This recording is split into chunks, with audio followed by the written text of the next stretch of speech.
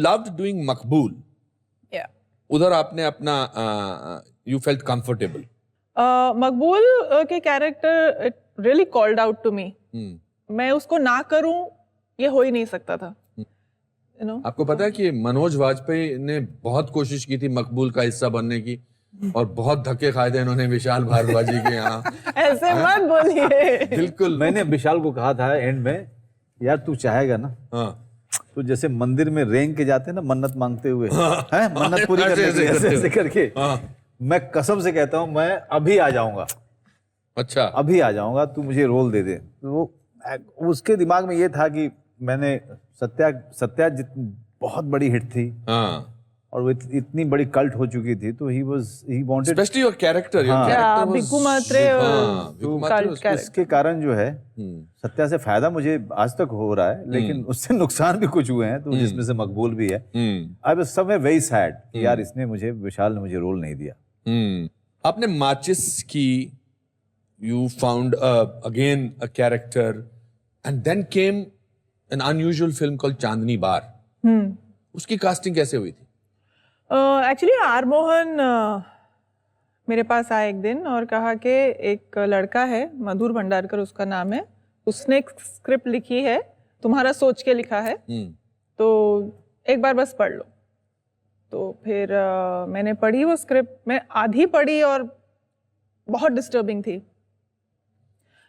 एक तो ये बार कल्चर और ये सब बहुत नया था मेरे लिए. ये अंडरबेली मुंबई की, तो मैं बड़ी शॉक हो गई कि ऐसा होता है, ऐसी भी चीज़ें होती है, ऐसी भी ज़िंदगी होती है. और मुझे लगा कि बहुत इंटरेस्टिंग और पावरफुल फिल्म बन सकती है. तो फिर वो ले आए मधुर को मेरे पास, और मुझे याद है कि स्क्रिप्ट के कवर पे ना मधुर ने मेरी तस्वीर भी चिपकाई थी. अच्छा. I still have that with me. Are you a happy person or are you a very happy person? I want to be happy, but हमेशा happy रहना तो humanly possible नहीं है. मेरी जद्दोजहद वही है कि contentment feel करूं और हर moment में actually उसी intensity से जी पाऊं. मनोज, आप लास्ट टाइम कब रोए थे? 2 दिन पहले. 2 दिन पहले जी. वो रोना आया था मुझे करीब 6 साल के बाद. अच्छा. ऐसे ही किसी ने मुझे मेरी माँ की याद दिला दी. मुझे बहुत रोना आया और मैं अलग कमरे में जा करके बहुत रोया और मैंने अपने आप को रोने दिया. मुझे ये एहसास था कि मैं 6 साल से रोया नहीं. तो मैं जी भर के रोया. मैं 6 साल से अगर आप रोए नहीं है तो फिर आप ह्यूमन नहीं है. कहीं ना कहीं आपको जो है फिर कुछ ना कुछ प्रॉब्लम हो सकती है. तो I was quite aware of it, so I wanted to cry as much as possible. ये बड़ी बेवकूफाना फीलिंग है कि मर्द जो है वो रोते नहीं है. नहीं, ऐसा कुछ नहीं होता है. मेरे जान पहचान के बहुत सारे लोग हैं जो अगर किसी खूबसूरत लड़की के साथ बैठे हैं तो सोचते हैं कि रोना कैसे आ जाए ताकि मैं उसके कंधे पर सिर रख सकूं.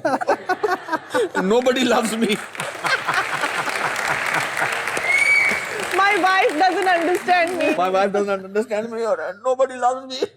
लेकिन मुझे आपसे एक सवाल पूछना, सॉरी टू इंटरप्ट. अच्छा. कि आप इतने साल से, मैं जब से, आप याद है मुझे, पता नहीं, आई थिंक 30 इयर्स हो गए होंगे, आप ऐसे ही कैसे लगते हो इतने साल से? How do you look the same? I've decided to be happy. बहुत साल पहले इस इंडस्ट्री में आके मुझे इस बात का एहसास हो गया कि अगर मैं अपनी खुशी दूसरों पर छोड़ दूंगा तो उनकी पूरी कोशिश रहेगी कि मैं दुखी रहूं. आम जिंदगी में ऐसी कौन सी शख्सियत है आपकी जिंदगी में जो आपकी स्थिरता का, आपके स्ट्रेंथ का एक बहुत बड़ा स्रोत है? मेरी माँ.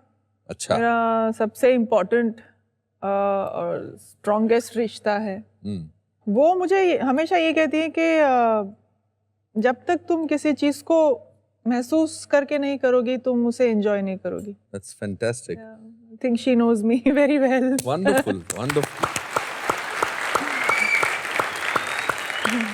मनोज, आपकी लाइफ में ऐसी कौन सी हस्ती है, शख्सियत है, रिश्ता है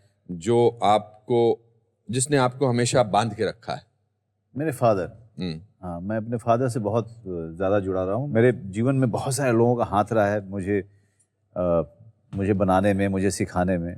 लेकिन एक क्वाइटली एक आदमी जो है आपको सपोर्ट किए जा रहा है, कभी आपसे कुछ एक्सपेक्ट नहीं कर रहा है, तो I think that meant a lot for me. Never put a pressure on me, never. उनकी कोई एक सीख जो आपने उनसे सीखा? मेरी माँ ने एक बड़ी अच्छी बात कही थी, जो सत्या के बाद जो है बड़ा हंगामा हो रहा था और सारे अवार्ड फंक्शंस में मैं नॉमिनेटेड था एंड मिल भी रहे थे सारे. तो मैं चाहता था कि मेरे माँ बाप अवार्ड फंक्शन में आए. तो जब आए थे तो किसी बात पे मेरी माँ ने एक बात कही थी कि मनोज, जिसको सफलता नहीं मिली है ना उसको बेवकूफ नहीं समझना. वाह. यू नो, और वो भोजपुरी में ऐसे ही बोल गई. क्या how was it said it in Bhojpuri? बताइए ना. मनोज एगो बात याद रखियो कि जेकरा ऊ सब नइखे मिलल जौन तरह मिलल बनू, वो गधा ना होवे. क्या बात है. You both have achieved so much, and now Manoj, you are on a new path. आपने डिसाइड किया अब आप एक फिल्म प्रोड्यूस करेंगे. जी. उसमें आपने मुझे तो लिया नहीं है. मेरे रोल में आपने अन्नू कपूर जी को ले लिया. Tell us something about that film. वो नीरज पांडे ने मुझे कहा कि आप ये स्क्रिप्ट सुनिए, बहुत अच्छी लगेगी आपको. तो मैंने स्क्रिप्ट सुनी, पढ़ी भी उसको, मुझे बहुत अच्छी लगी. तो मैंने कहा ये रोल कौन करेगा यार, ये तो रोल मुझे बहुत कम लोग हैं जो ये निभा पाएंगे. उन्होंने कहा कि आपकी दोस्त से हम बात कर रहे हैं, और वो जानते थे कि तब्बू और मैं बहुत ही गहरे मित्र हैं. फिर हमारी इनकी भी बातचीत हुई इस बारे में. फिर नीरज ने मुझे फ़ोन करके बोला कि यार मैं चाहता हूँ कि आप इसमें हमारे साथ जुड़ जाओ. मैंने कहा जुड़ा हुआ तो हूँ, पर नहीं, आप को प्रोड्यूसर हो जाओ इसमें. तो मैं उनके साथ जुड़ गया और नीरज पांडे और उनके पार्टनर शीतल दोनों भाग गए. उन्होंने कहा अब ये आप प्रोड्यूस करेंगे. हाँ, आप प्रोड्यूस करेंगे, आप ही रहिए सेट पे, आप ही संभालिए. आप हैं तो फिर हमको क्या दिक्कत है, हम बेबी के लिए जा रहे हैं, हमारा लोकेशन है, फिर उसका शूटिंग है. And I was completely left alone. दूसरी फिल्में बनाएंगे अब इंशाल्लाह, उसमें फिर रिपीट करेंगे एक्टर्स को, दूसरे एक्टर्स को भी. हमारे एक शो का एक सेक्शन है जिसमें हम हमारे मेहमानों से पूछते हैं कि ऐसा कोई किस्सा आपकी लाइफ का जिसको देखकर या जिसको महसूस कर आप ये कह सकते हैं कि अगर यार मेरे साथ ये हो सकता है तो फिर कुछ भी हो सकता है. आप मनोज? सत्या लगी थी सारे थिएटर में. और पहले वीक में मैं सारे हॉल्स के चक्कर काट रहा था. तो मुझे इंडस्ट्री के लोग मिलते थे उस दौरान में, काफ़ी ट्रेड वाले भी. फ्लॉप हो गई. अच्छा. मुझे लगा चलो फ्लॉप हो गई, बिकॉज फ्लॉप होने के बाद मेरे लिए कुछ ज़्यादा बदल नहीं रहा था. सो आई वाज, इसलिए मुझे डर नहीं लग रहा था कि फ्लॉप हो जाएगी. एंड एक दिन राम गोपाल वर्मा ने कहा कि भाई प्लाजा चले जाओ, वहाँ पे वो प्लाजा थिएटर वालों की डिमांड आ रही है, आप जाइए. मैं चला गया, क्योंकि बाकी जगह पे जाता था एक हफ्ते पहले तक, तो कुछ ऐसा कुछ तो होता नहीं था. मुझे लगा कि ऐसे ही बुला रहे हैं, सब 2-3 और एक्टर चले गए साथ में. एंड अनुपम, पब्लिक को पता चला बीकू मात्रे आया हुआ है. The entire theatre came out. वाह. एंड जो वॉचमैन थे और जो गेटकीपर थे हॉल के, उन लोगों को मैं रेस्क्यू के लिए आना पड़ा. मुझे एग्जैक्टली ऐसे गोदी में टांग करके मुझे निकाल के भीड़ से लेके जाना पड़ा. देन आई सेड कि yes, I mean if this can happen to me, this can happen to anybody. वाह, कुछ भी हो सकता है. आपका कोई ऐसा किस्सा? आई थिंक मेरा सारा करियर और ये बात के मतलब मेरी फैमिली में बोलते थे कि तो बात भी नहीं करती है, इतनी लंबी है, क्या है, यू नो, सिर्फ पढ़ाई करती रहती है. तो for somebody like that to become this, I think तो कुछ भी हो सकता है. वाह वाह वाह.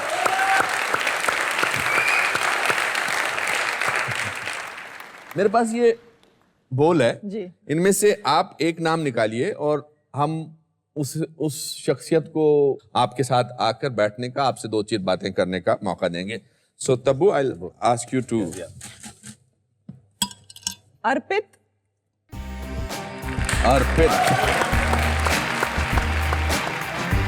वंडरफुल. अर्पित, कम. हेलो.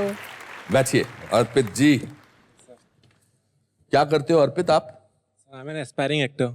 अच्छा, कोई डायलॉग याद है? सर का एक डायलॉग मेरे को याद है राजनीति का। क्या बात है, सुनाइए। करारा जवाब मिलेगा। अगर ये डायलॉग कॉमेडी में बोलना हो तो कैसे बोलोगे? शायद मैंने जो बोला वो कॉमेडी थी एक्चुअली।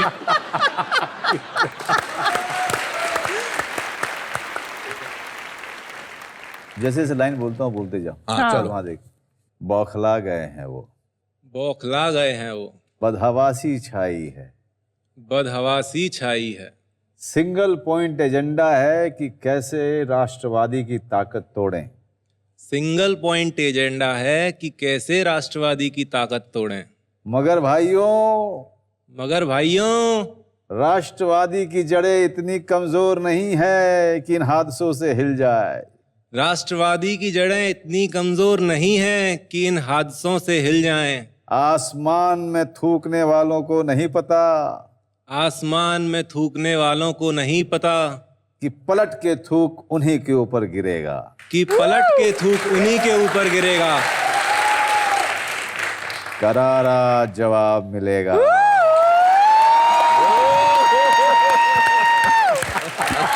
क्या बात है।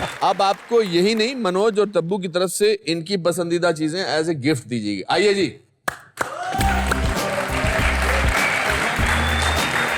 फैंटास्टिक। वाह वाह वाह, क्या बात। ये रखो, इसमें इतनी सारी राजनीति भी है। अच्छा।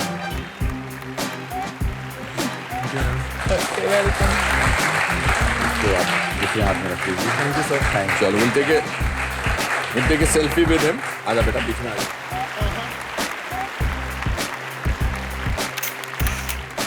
चलिए, thank you so much. Thank you, all the best. Thank you, sir. God bless you. So thank you very much for this amazing sharing of your slice of your life. हमने आपके लिए, दोनों के लिए कुछ लिखा है। मैं चाहूंगा कि आप मेरे पास यहाँ आएं और ताकि मैं आपके सामने ये पढ़कर सुना सकूं। हिंदुस्तानी सिनेमा जगत के असामान्य रत्न तब्बू और मनोज, आपको हमारा प्रणाम। आप एक अद्भुत कलाकार हैं जिनकी अदाकारी का अपना ही एक अंदाज है। तौर तरीकों से जकड़ी इस दुनिया में आपने अपनी एक अनोखी पहचान बनाई। आपका प्रभावशाली अभिनय हमारे लिए एक प्रेरणा है। आप इसी प्रकार अपने हुनर से हमें आनंद प्रदान करते रहिए, यही हमारी अपेक्षा है। अनुपम खेर। धन्यवाद। Thank you. Thank you very much. Thank you. तो दोस्तों, यहां खत्म होता है हमारा एक और एपिसोड। अगले हफ्ते फिर मिलेंगे मेरे एक नए मित्र के साथ। तब तक के लिए खुश रहिए और याद रखिए कि जीवन में हार और जीत से ज्यादा जरूरी है खेलना, और खेलने वाले हर इंसान को जीतने का मौका मिल सकता है, क्योंकि लाइफ में कुछ भी हो सकता है। Good night.